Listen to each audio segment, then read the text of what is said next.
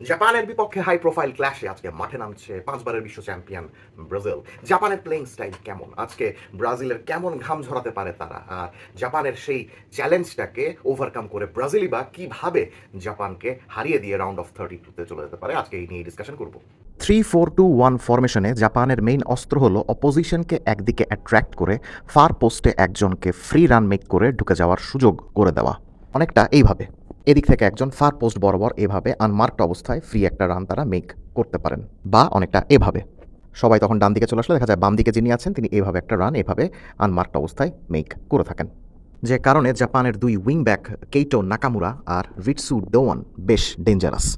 Left wing back Nakamura right footed আর right wing back Ritsu Doan left footed. তাই তারা যখন এভাবে বক্সের দিকে ধাবিত হন তখন বক্সের মধ্যে তারা বেটার শুটিং আর পাসিং অ্যাঙ্গেল বের করে গোলের সুযোগ সৃষ্টি করতে পারেন।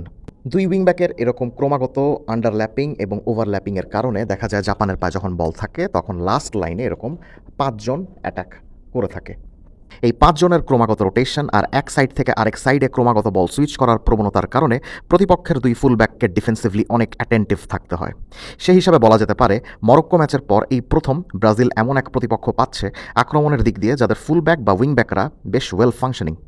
দুই উইং ব্যাক যখন এভাবে পিচটা স্ট্রেচ করে তখন অনেক সময় দেখা যায় যে সেন্ট্রাল মিডফিল্ডের এ সকল জোন থেকে দাইচি কামাদা বক্স বরাবর লেট রান মেক করে বক্স ক্রাশিং করে গোল দিয়ে আসেন।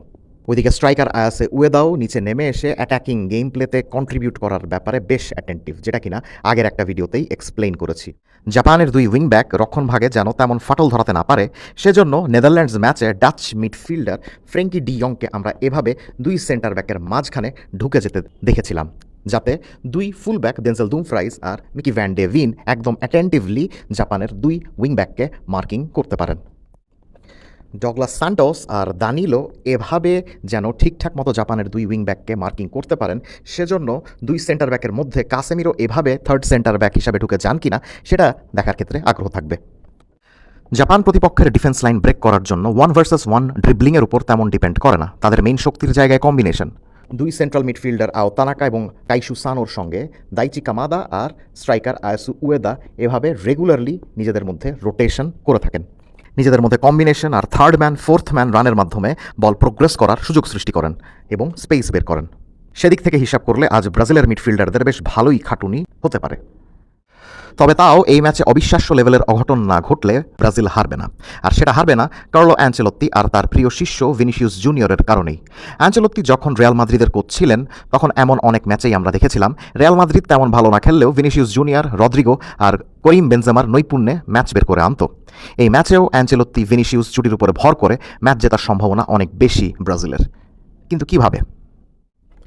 জাপানের পায়ে যখন বল থাকে না তখন তারা এভাবে খুব কম্প্যাক্ট ওয়েতে 5-4-1 ছকে ডিফেন্ড করে, যে ডিফেন্স ভাঙা অনেক কষ্টকর। তবে জাপানের ডিফেন্সের বাঁ দিকের থেকে ডান দিকটা অপেক্ষাকৃত বেশি ফ্র্যাজাইল, একটু বেশি নড়বড়ে।